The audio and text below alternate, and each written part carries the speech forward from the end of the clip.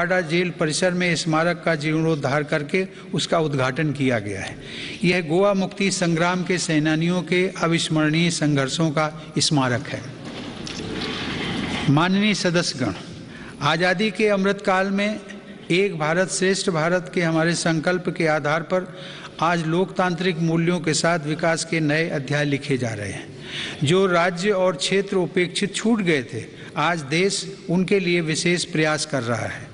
जम्मू कश्मीर और लद्दाख क्षेत्र में विकास के नए युग का आरंभ इसका एक बड़ा उदाहरण है। मेरी सरकार ने जम्मू कश्मीर के औद्योगिक विकास के लिए लगभग 28,000 करोड़ रुपए की लागत से नई सेंट्रल सेक्टर स्कीम शुरू की है। पिछले वर्ष काजीगुंड वनिहाल सुरंग को भी यातायात के लिए खोल दिया गया है। श्रीनगर से शारजाह तक की अंतर्राष्ट्रीय उड़ानें भी शुरू हो गई हैं। जम्मू कश्मीर के लोगों को शिक्षा, स्वास्थ्य और रोजगार के बेहतर अवसर प्रदान करने के लिए अनेक महत्वपूर्ण कदम उठाए गए हैं। इस समय वहां 7 मेडिकल कॉलेजों के अलावा 2 एम्स का कार्य प्रगति पर है, जिनमें से एक एम्स जम्मू में और एक कश्मीर में है। IIT जम्मू और IIM जम्मू का निर्माण कार्य भी तेजी से चल रहा है। लद्दाख संघ राज्य क्षेत्र में इंफ्रास्ट्रक्चर और आर्थिक विकास को तेजी से आगे बढ़ाने के लिए सिंधु इंफ्रास्ट्रक्चर डेवलपमेंट कॉरपोरेशन की स्थापना की गई है। लद्दाख की इस विकास यात्रा में एक और उपलब्धि सिंधु सेंट्रल यूनिवर्सिटी के रूप में जुड़ रही है। माननीय सदस्यगण, मेरी सरकार पूर्वोत्तर के सभी राज्यों अरुणाचल प्रदेश, असम, मणिपुर, मेघालय, मिजोरम, नागालैंड, सिक्किम और त्रिपुरा के सतत विकास के लिए प्रतिबद्ध है। इन राज्यों में हर स्तर पर बुनियादी और आर्थिक अवसरों का विकास किया जा रहा है। रेल और हवाई कनेक्टिविटी जैसी सुविधाओं का सपना पूर्वोत्तर के लोगों के लिए अब साकार हो रहा है। यह देश के लिए गर्व का विषय है कि पूर्वोत्तर राज्यों की सभी राजधानियां मेरी सरकार के प्रयास से अब रेलवे के नक्शे पर आ रही हैं।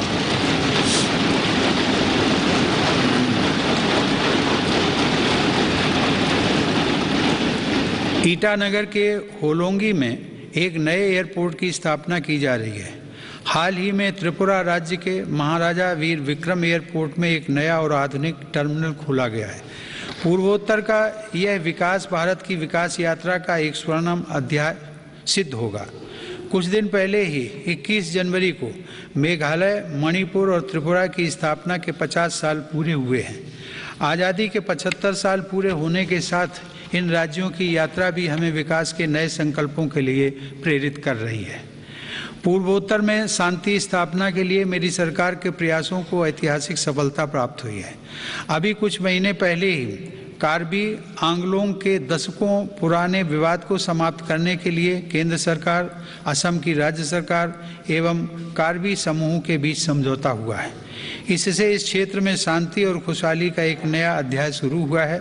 सरकार द्वारा किए गए प्रयासों से आज देश में नक्सल प्रभावित जिलों की संख्या भी 126 से घटकर 70 रह गई है।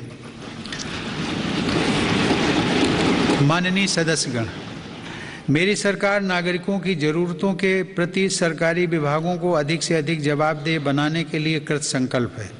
बकाया मामलों में निपटान हेतु तथा स्वच्छता के लिए भारत सरकार के प्रत्येक मंत्रालय में विशेष अभियान चलाया जा रहा है। मिशन कर्मयोगी के अंतर्गत सिविल सर्वेंट्स की क्षमता बढ़ाने के लिए सरकार ने कैपेसिटी बिल्डिंग कमीशन की स्थापना की है। मिशन कर्मयोगी सिविल सर्वेंट्स के कैरियर में भी सहायक होगा और राष्ट्र निर्माण की नई जिम्मेदारियों के लिए उन्हें तैयार भी करेगा। न्याय प्राप्ति को सरल और सुगम बनाने के लिए भी देश में कई महत्वपूर्ण कदम उठाए जा रहे हैं।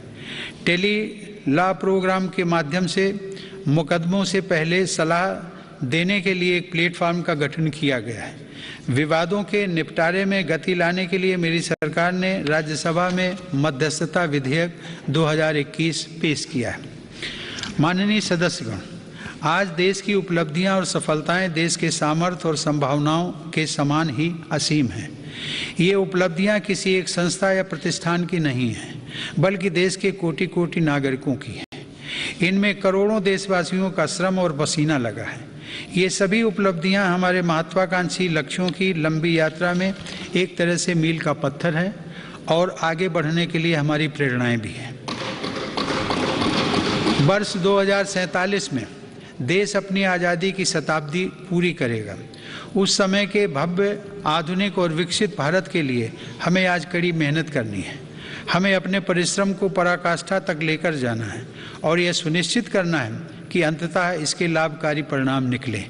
इसमें हम सबकी भागीदारी है और समान भागीदारी है। कोरोना काल में आप सभी सांसदों ने जिस तरह अपनी जिम्मेदारियों का निर्वहन किया और सभी सावधानियों का पालन करते हुए दोनों सदन संचालित हुए, मैं उसके लिए आप सभी की सराहना करता हूँ। आप सभी सांसदगण करोड़ों देशवासियों की आशाओं, आकांक्षाओं के सारथी हैं। इसी भावना के साथ हमें आगे भी काम करते रहना है। मुझे पूरा विश्वास है कि हम सब मिलकर अपने महान भारतवर्ष को गौरव के शिखर तक लेकर जाएंगे। इसी भावना के साथ आप सभी का एक बार फिर से अभिनंदन। आप सभी का बहुत बहुत धन्यवाद। जय Hind.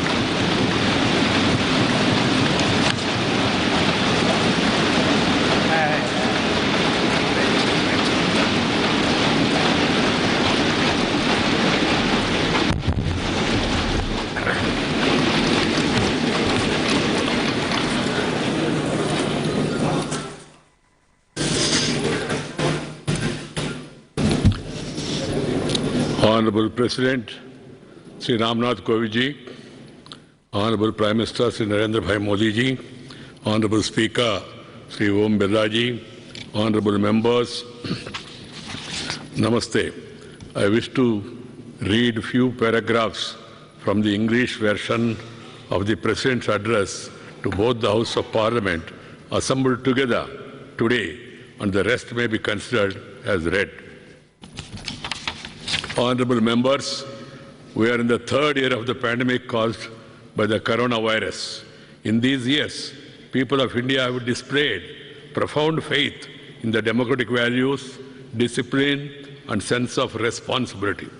At a time when India is celebrating the Amrita Mahotsav on the occasion of 75th year of its independence, this willpower of every Indian creates immense confidence for India's bright future. With this confidence, I extend my greetings to every Indian from this historic central hall of the Parliament.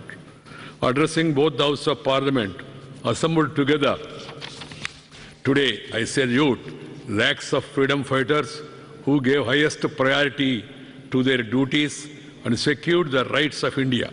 I also salute all the great personalities for their contribution in the development journey of our country in these 75 years of independence.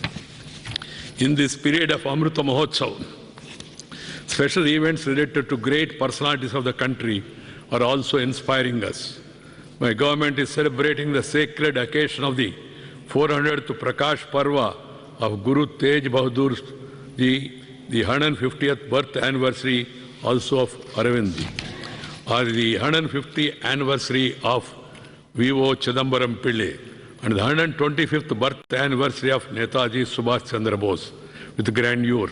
From this year onwards, the government has started the Republic Day celebrations from January 23rd, the birth anniversary of Sri Netaji Subhash Chandra Bose.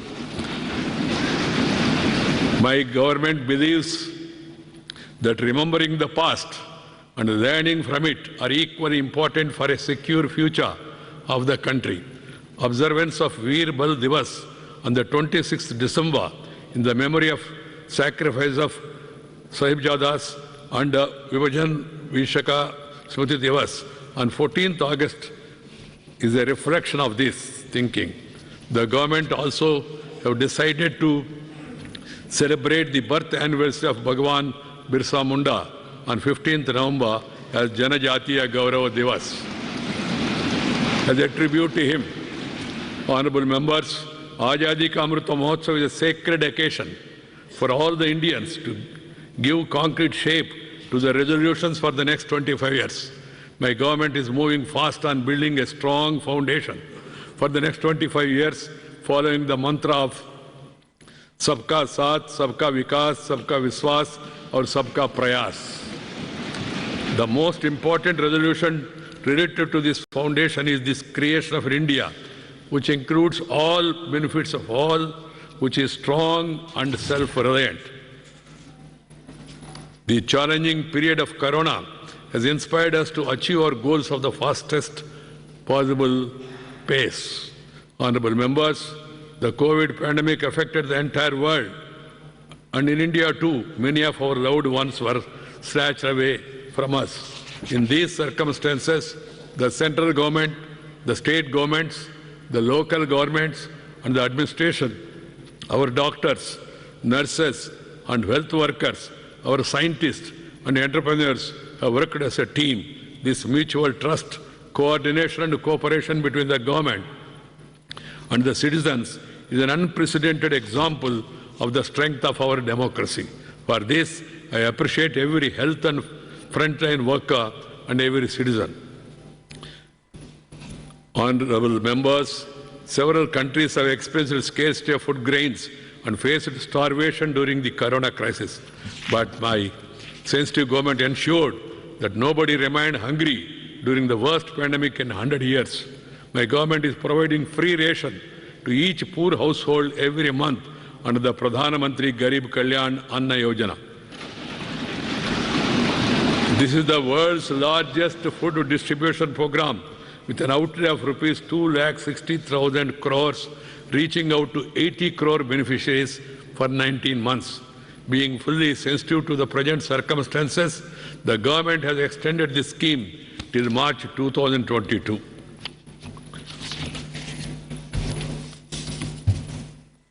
More than 2 crore Pakka houses have been provided to the poor under the Pradhan Mantri Awas Yojana as a result of the efforts made in the last few years.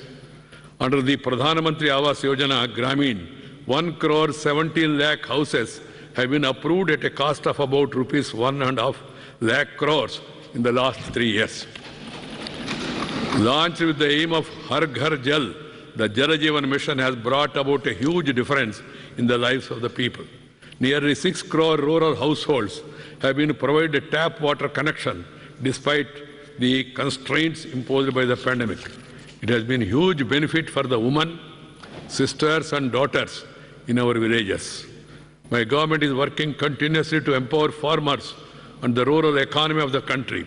Despite the pandemic, our farmers produced more than 30 crore tons of food grains and 33 crore tons of horticulture produce in 2021.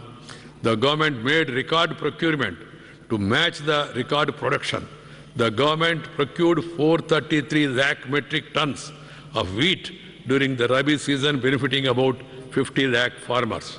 A record quantity of about 900 lakh metric tons of paddy was procured during the Kharif season, benefiting 1 crore 30 lakh farmers. Honorable members, the great Saint Thiruvalluvar has said, Karka Kasadu Ara, Karpavai Katrapin, Nirka Atarkutaga. That is what a person is, has learned, is reflected in his conduct. My government is implementing a new national educational policy across the country to give shape to the resolve and potential of Atmanirbhara Bharat. Local languages, Indian language, are also being promoted through the national education policy. Emphasis is being laid on conducting important entrance examinations for undergraduate courses in Indian languages as well. This year, 19 engineering colleges in 10 states will start teaching in 6 Indian languages.